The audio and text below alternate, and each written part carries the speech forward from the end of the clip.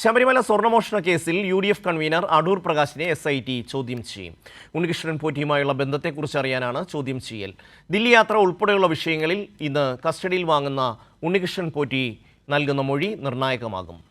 ഷീജ ചേരുകയാണ്. ഷീജ, എന്തൊക്കെയാണ് വിശദാംശങ്ങൾ? ഷമി, തീർച്ചയായും ശബരിമല സ്വർണ്ണമോഷണ കേസുമായി ബന്ധപ്പെട്ടുകൊണ്ട് നിലവിലേതായാലും ഈ കേസിന്റെ അന്വേഷണത്തിൽ നിർണായകമായ ഒരു ഘട്ടത്തിലേക്ക് SIT കടക്കുന്നു എന്ന് തന്നെ പറയേണ്ടിയിരിക്കുന്നു. കാരണം ഇതുമായി ബന്ധപ്പെട്ട് UDF കൺവീനർ അടൂർ പ്രകാശിനെ ചോദ്യം ചെയ്യാനാണ് ഇപ്പോൾ SIT തീരുമാനിച്ചിരിക്കുന്നത്. പക്ഷേ അതിനുള്ള നോട്ടീസ് നൽകുന്നത് ഉണ്ണികൃഷ്ണൻ പോറ്റിയെ വിശദമായി ചോദ്യം ചെയ്യുന്നതിന്റെ അടിസ്ഥാനത്തിൽ മാത്രമായിരിക്കും.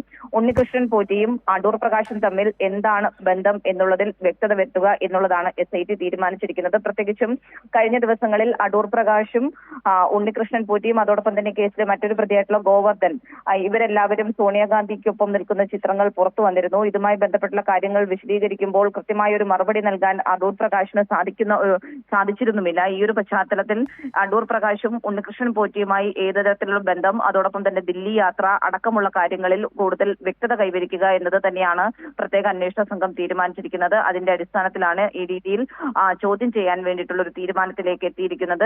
ഇന്ന് തന്നെ ഉണ്ണികൃഷ്ണൻ പോറ്റിയെ ഇതുമായി ബന്ധപ്പെട്ടുള്ള കാര്യങ്ങൾ ചോദ്യം ചെയ്യുന്നതായിരിക്കും. ഉണ്ണികൃഷ്ണൻ പോറ്റിയുടെ മൊഴിയുടെ അടിസ്ഥാനത്തിലായിരിക്കും ഏതായാലും അടൂർ പ്രകാശിന് നോട്ടീസ് അയക്കുക. അതോടൊപ്പം തന്നെ ആന്റോ ആന്റണി MP ഈ കൂടിക്കാഴ്ചയിൽ പങ്കെടുത്തിട്ടുണ്ട്. അപ്പോൾ ആന്റോ ആന്റണിയെ ചോദ്യം ചെയ്യണമോ എന്നതടക്കമുള്ള കാര്യങ്ങൾ പിന്നാലെ തീരുമാനിക്കാനാണ് നിലവിൽ SIT തീരുമാനിച്ചിട്ടുള്ളത്. പക്ഷേ അടൂർ പ്രകാശിന് നോട്ടീസ് അയക്കുന്ന കാര്യത്തിൽ ഉണ്ണികൃഷ്ണൻ പോറ്റിയെ ചോദ്യം ചെയ്ത് ലഭിക്കുന്ന മൊഴിയുടെ അടിസ്ഥാനത്തിൽ നൽകാനാണ് നിലവിൽ ഇപ്പോൾ തീരുമാനിച്ചിരിക്കുന്നത്.